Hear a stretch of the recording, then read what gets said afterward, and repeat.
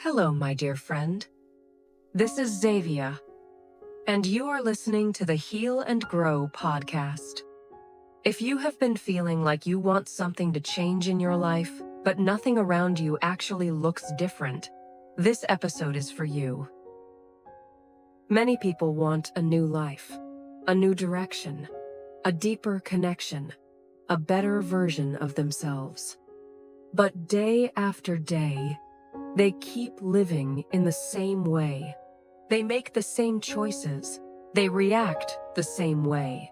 They stay inside the same habits, and they quietly hope that life will change on its own. Here is the truth. Life does not change because you want it to. Life changes when your actions change. Your comfort zone is like a familiar room. You know every corner of it. You know what will happen next. It feels safe, not because it is good, but because it is predictable. There is nothing wrong with that room, but nothing new enters a room that stays closed. When you stay inside your comfort zone, you are sending a clear signal to life. This is enough. I am not ready for more. And life simply respects that signal. But every time you step outside your comfort zone, even in a very small way, you send a different message. I am open. I am ready. I am willing to grow. And that is when life starts responding. Think about your own life. Every new thing you have ever experienced came after a moment of movement. A relationship began because you spoke up. An opportunity appeared because you tried. A new path opened because you did not go back to the old one. Not because you were suddenly better, but because you were visible to something new. Your comfort zone does not mean you lack value. It simply keeps you invisible to new possibilities. The moment you do something different, you start meeting different people. You hear new ideas. You notice options that were always there, but impossible to see before. This is not luck. Movement creates connection. Connection creates possibility. There is actually a concept in psychology called behavioral activation. It teaches us something very important. We do not wait to feel ready, confident, or motivated before we act. We act first, and the feeling follows. Your brain learns through experience, not intention.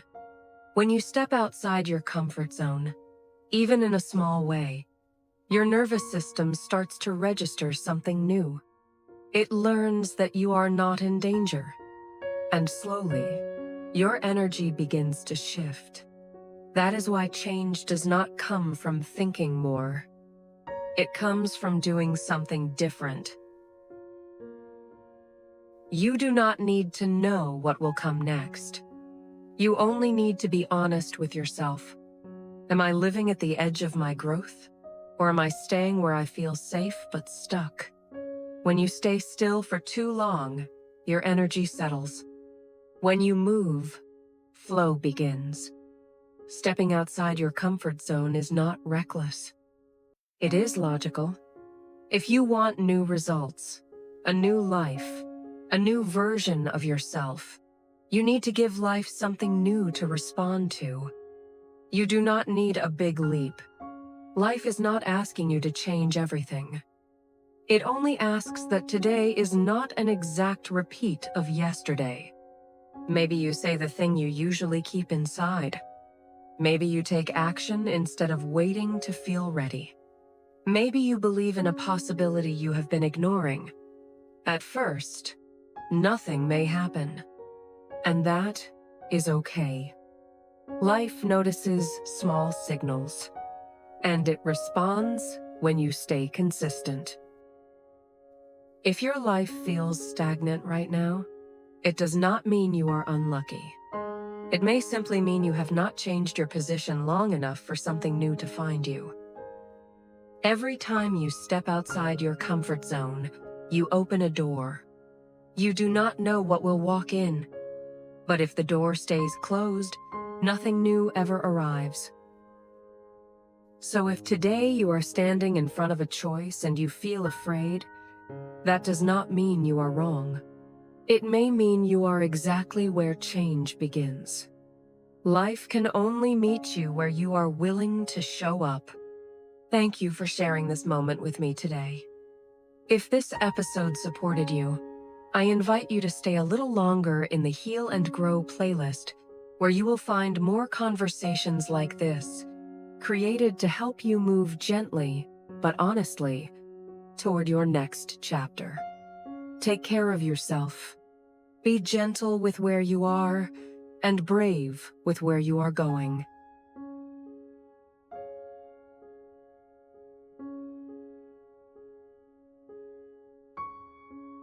If right now you are feeling tired, overwhelmed, or simply in need of a quiet moment, I am really glad you are here.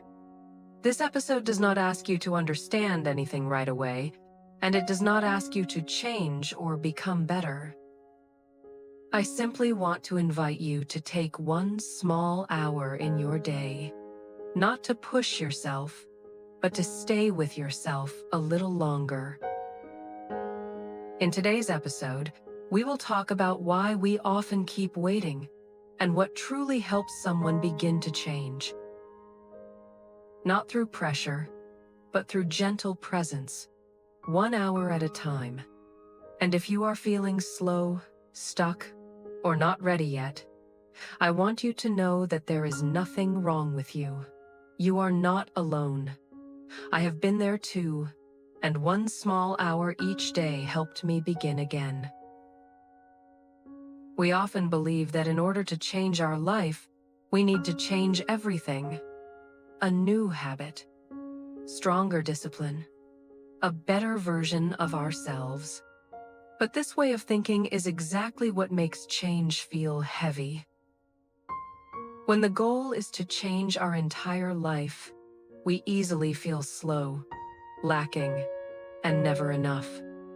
The truth is that very few people need a completely new life. What they need is a different way of living, even if only for a small part of the day. That is why 1 hour a day matters. This hour is not meant to create a dramatic breakthrough. It is not about optimizing yourself. It is not about turning time into achievement. 1 hour a day has only one purpose: to stay with yourself, intentionally. During that hour, you allow yourself to pause. You stop chasing goals. You stop pushing yourself to improve. You simply return to the most basic questions. What am I living for? Does my current life reflect what I truly value? The difference is here. When we try to change our entire life, we feel constant pressure to become someone else. But when we give ourselves 1 hour a day, we begin to feel safe enough to stay as we are. And when 1 hour in the day is truly lived with presence, it slowly spreads into the rest of the day. You make clearer choices. You set healthier boundaries.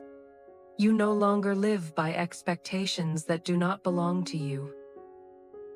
1 hour a day does not change your life overnight, but it changes the way you show up in your life.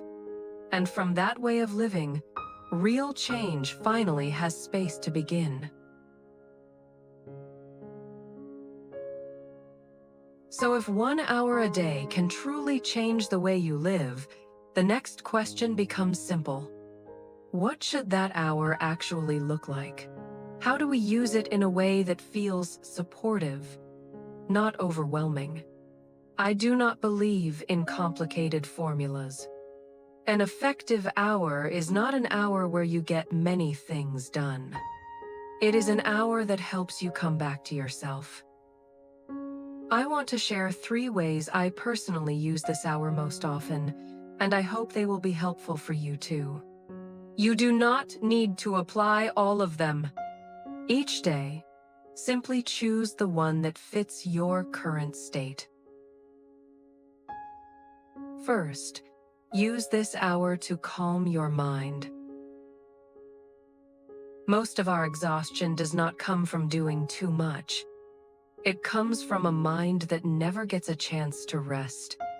When the mind changes, life often begins to feel lighter as well.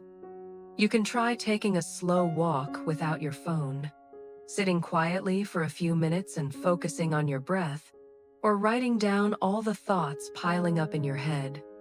I am certain of one thing. When your mind becomes calmer, you start hearing yourself more clearly, and many good decisions naturally come from that space. Second, use this hour to care for your body. No lasting change can be built on an exhausted body. Many people try to improve their lives while being sleep-deprived, eating irregularly, and constantly ignoring their own signs of fatigue. As a result, they run out of energy and end up back where they started. An hour for your body does not have to mean intense exercise. Sometimes it is simply eating a proper meal, doing gentle stretching, taking a warm shower, or going to bed a little earlier. When the body is cared for, the mind becomes less harsh. And when you are no longer fighting exhaustion, change becomes much more possible. The last way is to use this hour for what truly matters in your life. Change is not only about rest or recovery. At some point, you need to ask yourself where you are going. An hour spent reconnecting with what matters is an hour you intentionally give to things that nourish your inner values. Reading, learning a skill, finishing something you have been postponing, or simply sitting with the bigger questions of life. You do not need to find the answers right away. Asking the questions is already a step forward. When you consistently make time for what truly matters, you begin to regain the feeling that you are actively living rather than just reacting to circumstances and pressure around you. You do not need to divide this hour evenly among everything. 1 hour a day is not about doing more. It is about doing what you need most. Each day, choose just one approach based on how you feel. When your mind is noisy, choose to calm it. When your body is tired, choose to recover. When you feel lost, choose to come back to yourself. What truly makes the difference is not what you do in a single day, but whether you return to that 1 hour, day after day. 1 hour a day will not change your life immediately. You will not wake up the next morning and feel that everything is suddenly different. But what it quietly does is help you rebuild a relationship. The relationship between you and the life you are living. When you consistently return to that hour, you begin to trust that you are not abandoning yourself. You start to feel that life is not just pulling you along, and that you still have the right to pause, to choose, and to listen. From that small but real feeling, a steadier life begins to take shape, little by little. Sometimes what you need is not motivation, but understanding for yourself. And to understand yourself, you need more time to listen. The Heal and Grow podcast playlist was created for moments like these. You can listen whenever you want to, breathe more deeply, slow down, and understand yourself a little better. I wish you an evening gentle enough to listen to yourself, and steady enough to trust that even these small steps mean you are already on the right path. I will see you again tomorrow.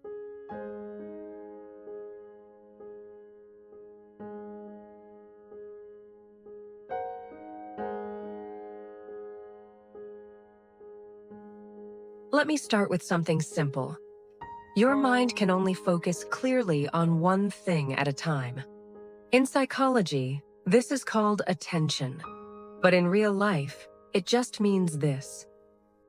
Whatever you place your attention on becomes louder in your mind. And whatever you ignore slowly fades into the background. For many of us, our attention has been pointed outward for a long time. Other people's expectations, other people's opinions, other people's timelines, what we should be doing, who we should be becoming. So slowly, without realizing it, we lose touch with ourselves. That's why life can feel distant, not empty, just blurry. Like you're present, but not really inside your own life.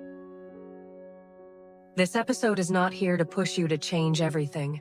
It's here to remind you of one quiet truth. When you focus on yourself, growth begins. Your brain is always strengthening the pathways you use the most. When your attention stays outside for too long, you learn to live on autopilot. You react, you adjust, you keep up. But when you begin to turn your attention inward, your brain starts building new connections. This is how growth actually happens. Not all at once, but gradually, through awareness. And there is a saying I often come back to when I think about growth. If an egg is broken by an outside force, life ends. But if it breaks from pressure within, life begins. And I think this explains something important about change. When growth is forced from the outside, by pressure, criticism, or urgency, we might move, but we don't truly grow. We comply, we adapt, we survive. But when something shifts inside you, when awareness appears, when you start wanting change not because you're behind, not because someone else is pushing you, but because you're finally listening to yourself, that's when growth actually begins. This is why focusing on yourself matters so much. When you turn your attention inward, you stop treating emotions as problems and start seeing them as information. Anger shows you where a boundary matters. Sadness reminds you that something meaningful existed. Anxiety often points to places where you haven't yet learned to trust yourself. This doesn't make life instantly easier, but it makes it clearer, and clarity creates movement. Being the author of your life doesn't mean controlling every outcome. It means choosing where your attention goes. Instead of living in reaction, you begin to respond. Instead of being pulled in every direction by the outside world, you start listening to what's happening inside. Growth doesn't ask you to rush. It asks you to pay attention. Small choices matter. A quiet morning, one honest thought written down. A moment where you choose to stay with yourself instead of escaping into noise. You don't need to know exactly where you're going. Sometimes growth is simply choosing not to abandon yourself, even when you feel tired, unsure, or afraid. If today you feel exhausted or lost, that doesn't mean you're failing. It means your attention has been stretched outward for a long time. And now, it's slowly coming home.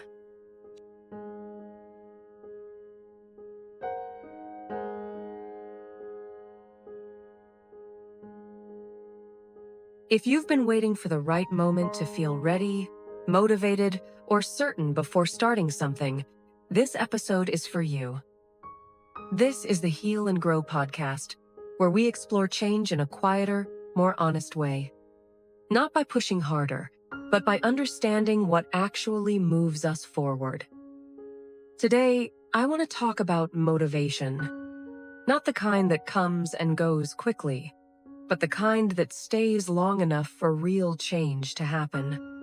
There's a very common misunderstanding that many of us have believed at some point.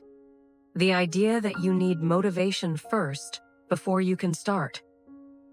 Because of that belief, we tell ourselves things like, "I'll do it when I'm in the mood," or I'll start when I feel more inspired. And so we wait. We wait for a long time, while motivation never actually shows up. The truth is, people who go the distance are not the ones who always feel motivated. They're the ones who understand how motivation is created. Motivation is not a random feeling. It's a neurological and psychological state. And that state can be activated if you approach it the right way. When motivation is activated correctly, you don't have to force yourself forward. You naturally have momentum to continue. Sustainable, internal motivation is formed when a few key elements work together. If even one of them is missing, motivation becomes fragile and easy to lose.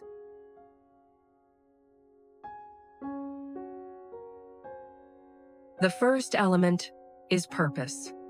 Our brains are not designed to work hard for vague reasons. When you don't clearly know why you're doing something, your brain interprets it as unnecessary energy loss, and it resists in familiar ways. Procrastination, distraction, and loss of interest. A strong purpose is not about proving something to others. It's not about comparison or looking impressive.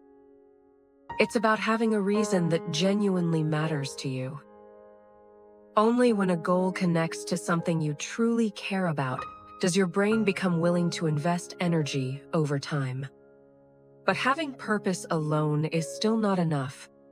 That purpose also needs clarity. Your brain needs something concrete. It needs to know where you're going and how to recognize progress.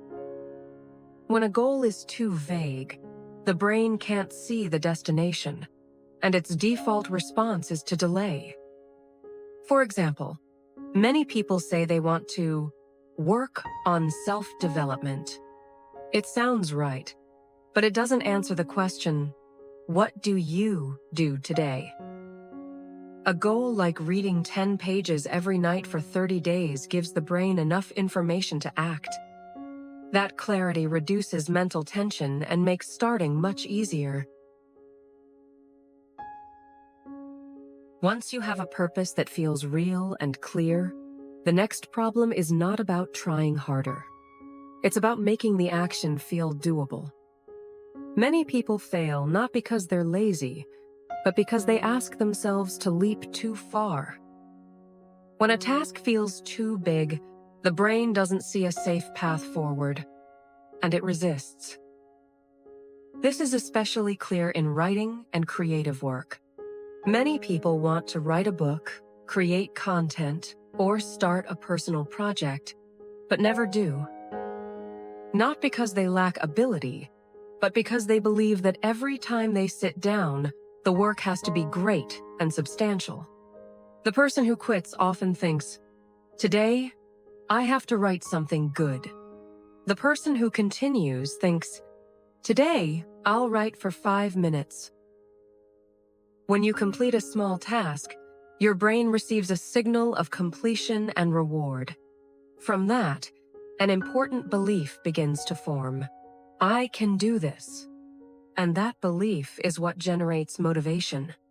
That's why it helps to move in small steps, like a child learning to walk. Instead of forcing yourself to study for 2 hours, start with 10 minutes of focused effort. Instead of finishing an entire chapter, write a short paragraph, even just a few sentences. Instead of exercising for an hour, begin with 5 minutes of gentle movement. Each small step you complete teaches your brain that the action is safe and manageable. Motivation no longer becomes something you have to chase or force. It begins to emerge naturally from movement itself.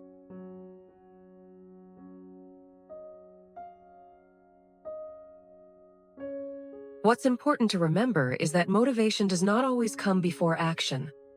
Many times, you don't feel like doing anything at all. You just feel tired, unmotivated, or unsure of yourself. That doesn't mean there's something wrong with you.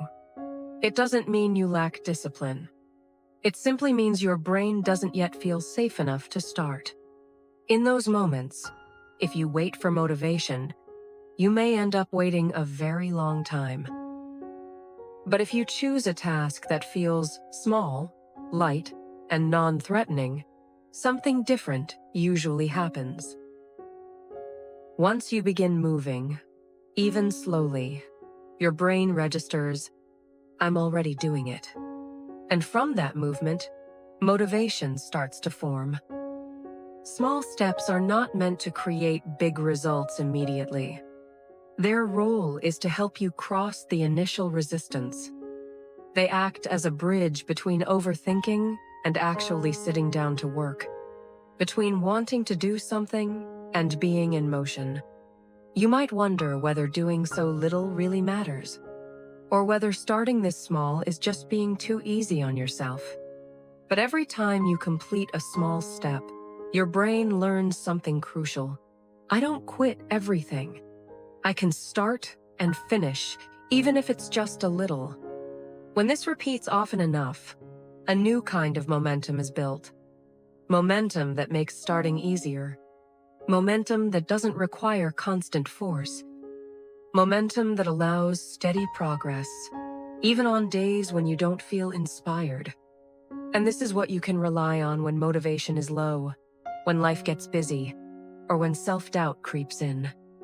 Not the rare days when you feel energized and excited, but the ordinary days when you still manage to do something small for yourself. Going the long distance isn't about moments of intense motivation. It's about building a system that's small enough and real enough that even without motivation, you can keep moving forward. If you take one thing with you from this episode, let it be this. You don't need more motivation. You need a step that feels possible today. As you move forward, ask yourself this: what is the smallest, kindest action you can take next?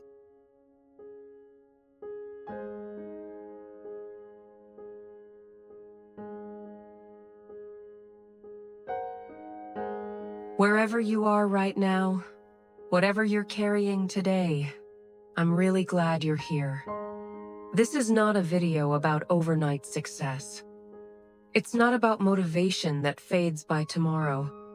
It's about what actually creates progress when no one is watching. And if you've been quietly working towards something, feeling unseen, unsure, or behind, this is for you. Here's something people don't talk about enough. The people who eventually get what they want often look a little delusional at the beginning. Not because they think they're better than others. Not because they're arrogant or unrealistic, but because they keep believing in something before there's any proof. They practice when no one is watching. They work when there are no results yet.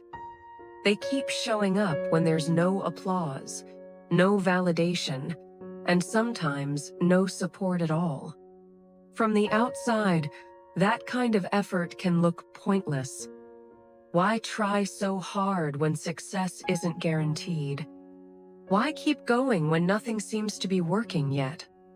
Why not wait until things feel clearer or safer?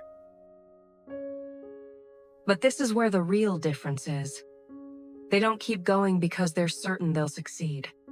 They keep going because they've decided not to turn back. Their confidence doesn't come from results. The results come later, because they kept going without them. In psychology, there's a concept called self-efficacy, introduced by Albert Bandura. It describes your belief in your ability to take action and influence outcomes. What's important is this. Self-efficacy doesn't grow from success alone. It grows from repeated action, especially when things are difficult. In other words, every time you show up without seeing results, you're not wasting effort. You're training your brain to trust yourself. You're building internal evidence that says, I can keep going. And this phase, the quiet phase, the invisible phase, the phase where no one notices you. This is where everything is actually being built. So if you're in that phase right now, working hard with little to show for it, feeling misunderstood or underestimated, starting to wonder if you're wasting your time, listen closely. Nothing meaningful starts with complete certainty. No big dream comes with guarantees. Every worthwhile path requires you to believe before you see. But belief alone isn't enough. Because plenty of people believe. Very few people act consistently after they believe. The real question is not, do you want this? The real question is, what are you doing every day to make it real? Are you showing up even when motivation is gone? Are you protecting time and energy for what truly matters to you? Or are you waiting for permission, confidence, or perfect timing? Psychology also tells us that progress is driven more by consistency than intensity. Your brain learns through repetition, not dramatic bursts of effort. Small actions, done regularly, create stronger neural pathways than rare moments of motivation. That's why working in silence matters so much. That's where habits are formed. That's where identity begins to shift. And here's something just as important. Where you place your energy will shape who you become. If your energy goes into proving yourself to people who don't value you, if your focus stays on rejection, comparison, or doubt, you'll burn out before you ever break through. But when you start putting your energy into yourself, your skills, your growth, your future, things begin to change.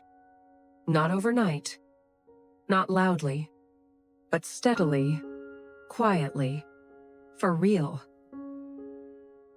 There will be days you want to quit. There will be moments of rejection, disappointment, and doubt. But people can only affect you as much as you allow them to. You always have a choice. You can stay stuck in frustration, or you can keep moving forward, slowly, imperfectly, but forward. The people who make it aren't the ones who never struggle. They're the ones who don't let struggle decide their stopping point. So if you're building something no one sees yet, if you're becoming someone people don't understand yet, if you're choosing growth in private, keep going. Not to prove anything to the world, but because you made a promise to yourself. And one day, when the results finally show up, people will call it luck, talent, overnight success. But you'll know the truth. You were there, showing up, when no one was watching.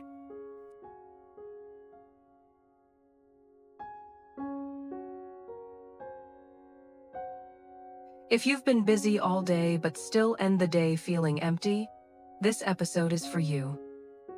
Today, we're not talking about doing more or managing time better, but about learning how to truly be present in the life you're already living. I used to think my problem was poor time management. I believed that if I planned better, woke up earlier, or pushed myself harder, I would finally feel on top of my life. But that was not true. Even on days when I followed my schedule and stayed busy from morning to night, I still ended the day feeling strangely empty, as if the hours had passed without me fully being there for them. For a long time, I assumed this meant I lacked discipline. I blamed myself for being distracted, unmotivated, or inconsistent. Over time, however, I began to notice a pattern. The issue was not that I was wasting time in obvious ways. I was not losing hours all at once. Instead, my time was slipping away in small, almost invisible moments throughout the day. I started thinking of time as a cup with tiny cracks. Nothing dramatic happens, There is no sudden spill. Time leaks through habits that seem harmless at first.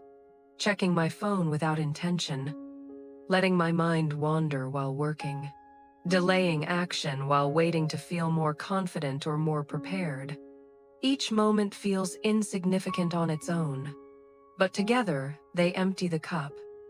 By the end of the day, the exhaustion is not physical. It is the exhaustion of having been mentally scattered. This realization changed how I understood the problem. I was not lacking time. I was lacking presence.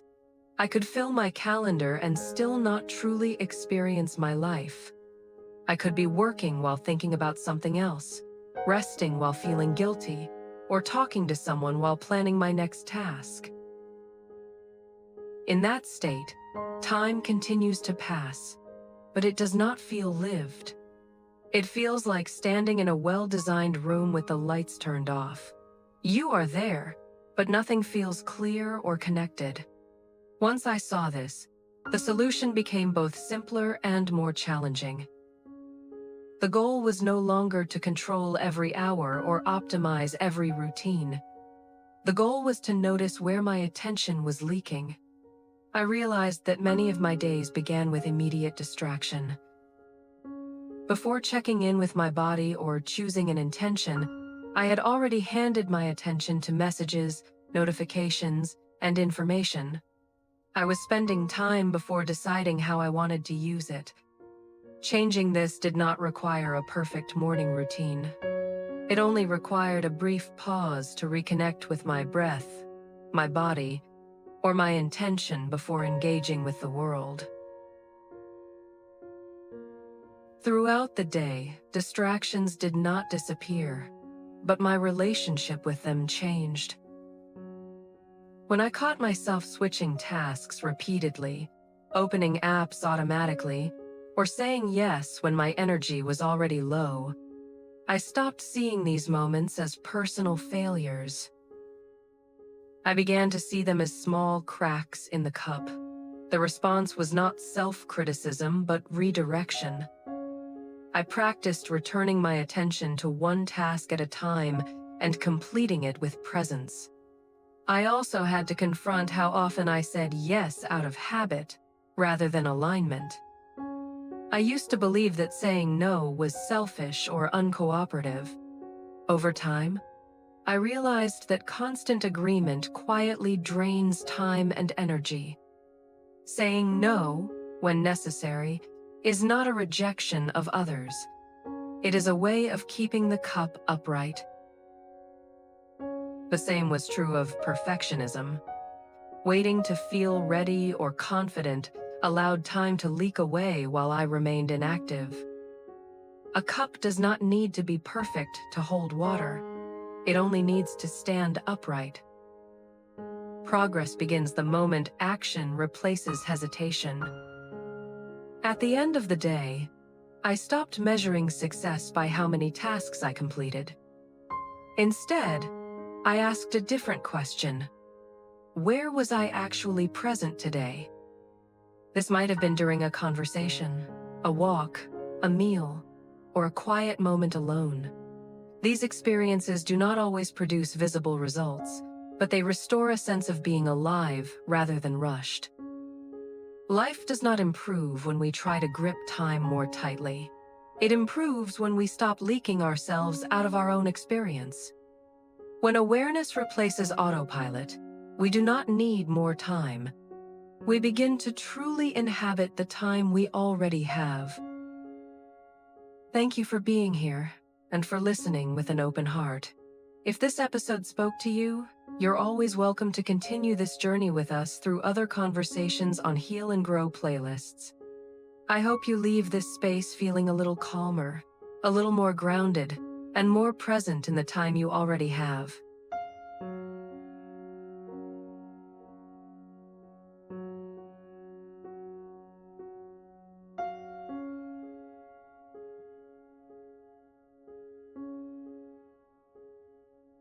For many of us, kindness is something we offer easily to others.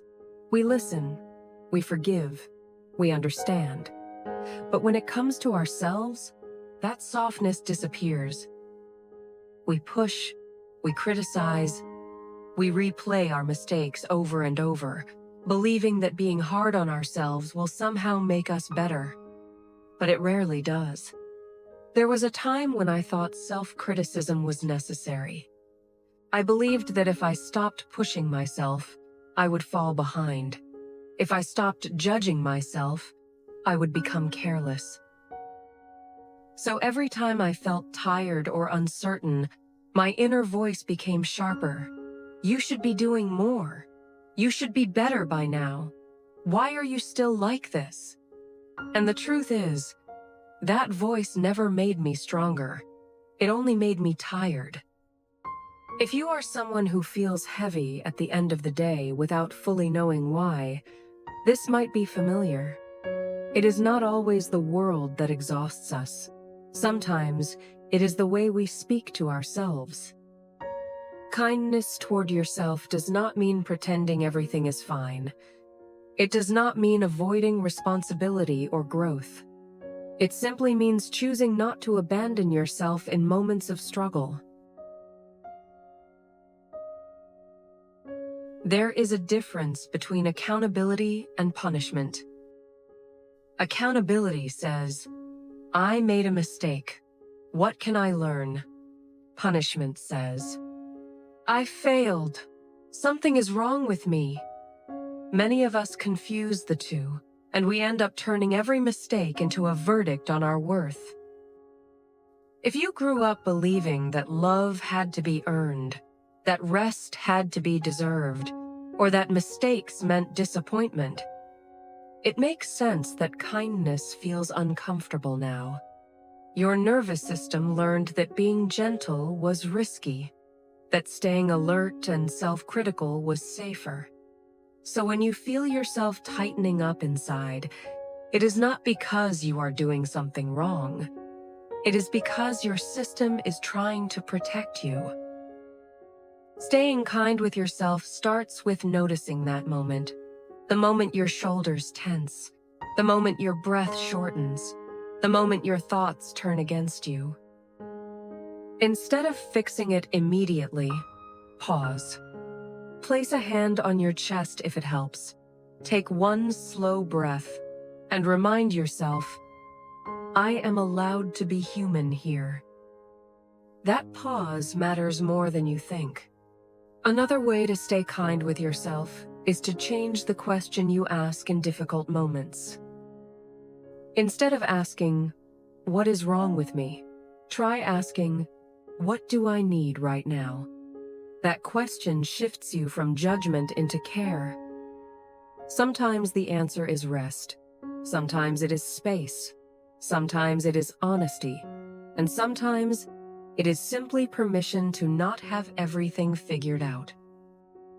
Kindness also means letting yourself move at a human pace. Not every season is meant for growth or achievement.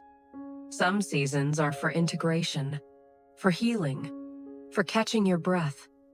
You do not have to force yourself forward just because the world around you seems to be moving fast. And here is something important. Being kind to yourself does not make you weaker. It makes you steadier. When you stop attacking yourself, you create the safety needed to change. Growth happens more naturally in an environment of trust than in one of fear. If you are sensitive, thoughtful, or deeply reflective, that is not a flaw. Those qualities allow you to connect, to empathize, and to live with integrity. Kindness helps you protect those qualities instead of turning them against yourself. So if today feels heavy, or if you are disappointed in yourself for something small or big, try this. Speak to yourself the way you would speak to someone you love. Not with excuses, but with understanding. Not with pressure, but with honesty.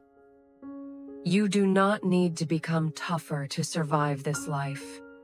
You need to become kinder to the person who is living it. Thank you for spending this time with me. I hope this episode reminds you that staying kind with yourself is not a weakness. It is a quiet form of strength.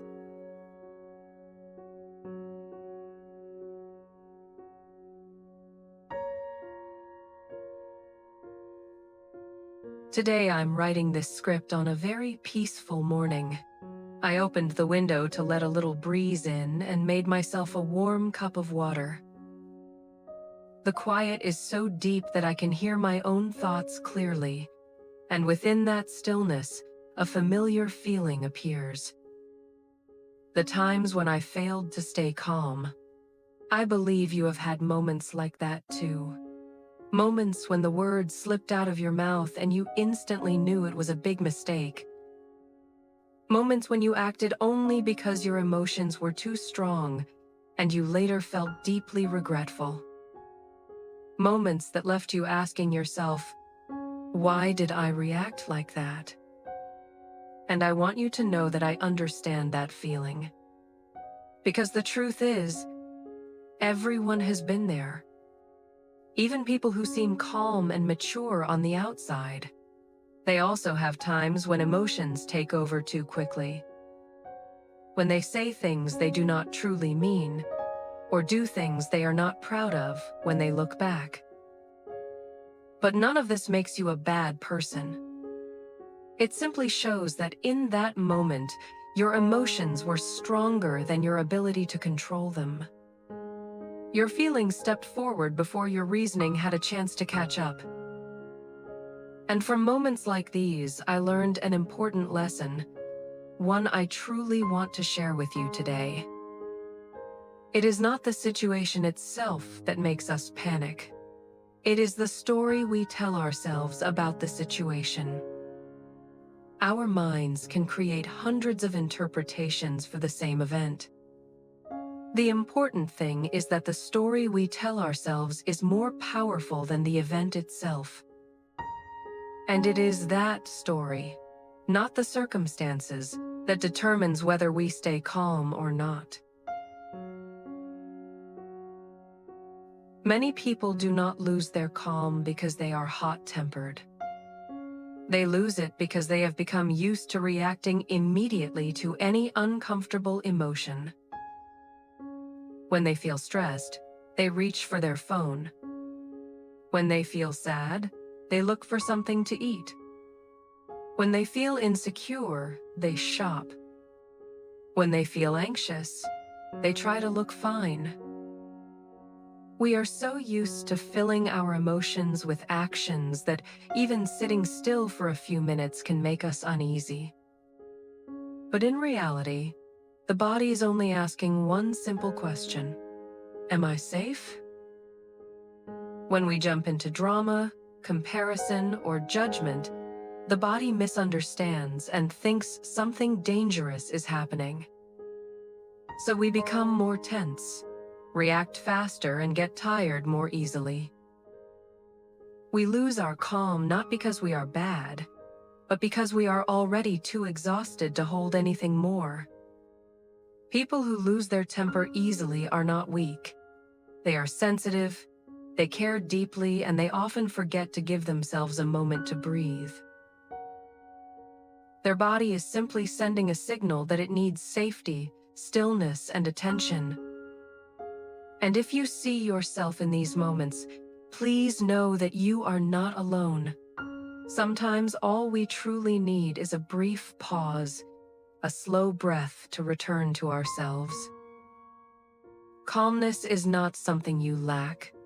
It is a skill you were never taught to practice.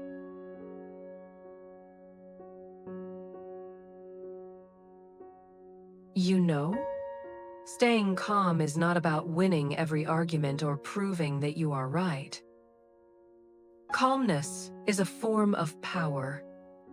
The power of someone who does not let the outside world control their inner world.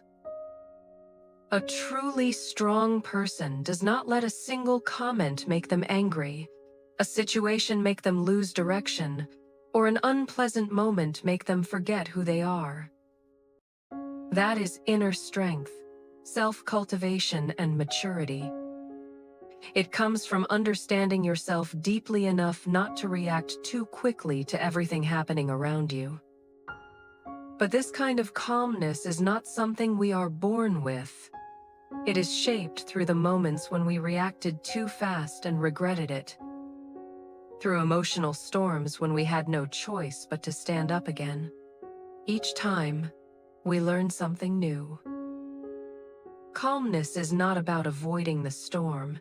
It is about standing firm in the middle of it without losing yourself.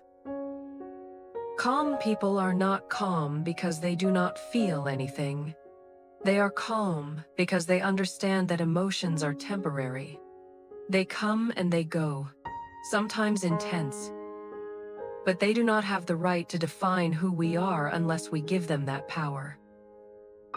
Imagine a mountain in the middle of a storm. No matter how strong the wind is or how dark the sky becomes, the mountain remains steady, quiet, and unmoved. Not because the storm is weak, but because the mountain is strong. I hope that in your most difficult moments, you can keep that same sense of stillness, not to be better than anyone else, but to avoid losing yourself. Calmness is the brave choice of someone who values the peace within them. It is the quiet reminder that says, I will not let anything outside of me control my mind. And that is the real power. So how does someone stay calm in every situation? The truth is, it is not something distant or impossible. Calmness comes from very small actions that anyone can practice. For example, when someone is about to say something out of anger, they stay silent for 3 seconds. Just 3 seconds, but enough for the emotion to soften. Enough to prevent them from saying something that might hurt both sides. Those 3 seconds are wisdom, not weakness. When something goes wrong, instead of reacting immediately, calm people ask themselves, is this worth losing my peace over? 9 times out of 10, the answer is no. A thoughtless comment, an unanswered message, someone running a few minutes late. Most of these things are not worth ruining an entire day. They also practice letting emotions pass through. For instance, when they feel uncomfortable or anxious, they do not instantly reach for their phone, eat something to fill the emptiness, or look for someone to unload on. They simply sit still for a moment, place a hand on their chest, take a slow breath. They do not avoid their emotions, but they also do not chase after them. They let them arrive, and then let them go. In communication, they choose to save their energy. They do not argue to win. They do not try to explain themselves to someone who does not want to understand. They do not join other people's drama. They know they have a limited amount of energy each day, so they spend it on the people and things that truly matter.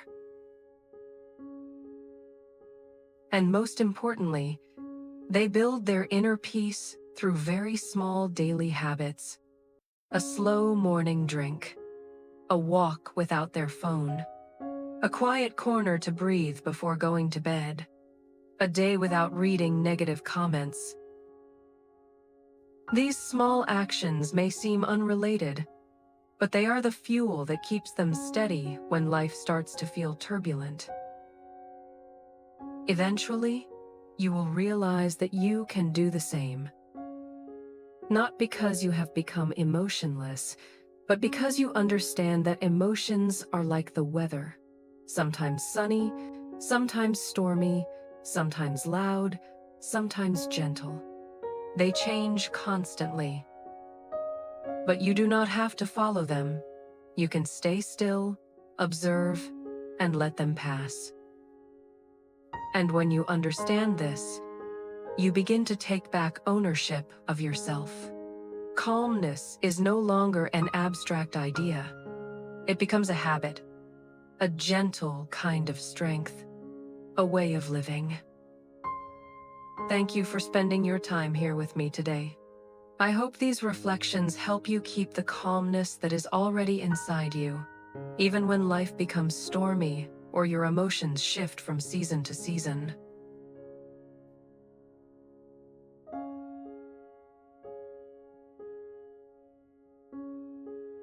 Have you ever noticed this about your mind?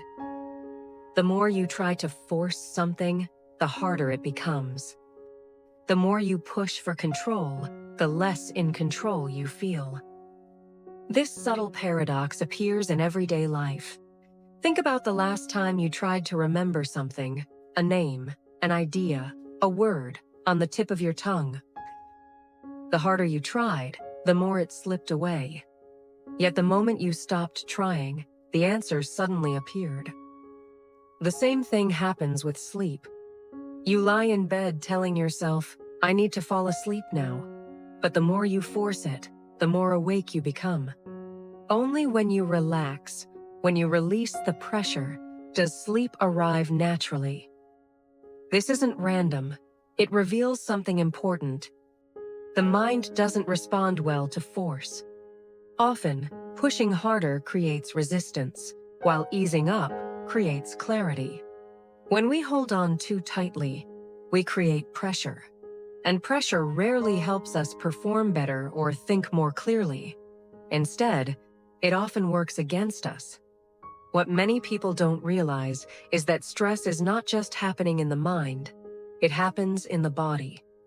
When you're afraid of losing something, afraid of failing, or worried things won't go as planned, your body reacts immediately. Your muscles tense. Your breathing becomes shallow. Your thoughts start racing. You enter a state of internal tension, and from that state, everything feels harder. Your thinking becomes less clear. Your reactions become less balanced. Your behavior becomes less natural. Not because you're incapable, but because tension interferes with how your mind functions. This is where many struggles begin. We believe that trying harder will fix everything, but often, pushing too much only creates more stress. The more pressure we apply, the less clear we think. The less clear we think, the more anxious we become, and without realizing it, we get stuck in a cycle of tension. There is another way. Letting go is not giving up. It is releasing the need to control everything. It is the shift from "this must happen" to "I prefer this, but I'll be okay either way." And from that mindset, the mind becomes lighter, clearer, and far more effective. This shift may seem small, but it changes everything. When you stop acting from fear, your mind becomes clearer and more flexible. Things feel lighter, not because circumstances change, but because pressure decreases. The problem is rarely what you want, but how tightly you cling to it. Like squeezing sand in your hand, the more force you apply, the more you lose. Life works in a similar way. The more we try to control everything through tension and fear, the more instability we create. Letting go doesn't weaken control. It removes the pressure that disrupts it. When you stop holding on so tightly, you don't lose anything important. You don't lose your goals or your motivation. You simply remove the pressure. And without that pressure, your mind starts to feel clearer, calmer, and more balanced. This is the difference between attachment and inner stability. Attachment says, "I need this to be okay." Inner stability says, "I would love this, but I'll still be okay without it." One creates stress, the other creates peace. There is a quiet paradox in life. The more afraid we are of losing something, the more likely we are to push it away. Fear changes how we behave. In relationships, fear turns into pressure, and pressure creates distance. At work, fear turns into tension, and tension reduces confidence and performance. Fear rarely helps us keep anything. It simply pulls us away from our best state. Calm, steady, and clear. You don't need to care less. You only need to rely less. Because the moment you stop believing, I can't be okay without this, you regain something powerful: inner freedom. And surprisingly, that is often the very state that helps things stay.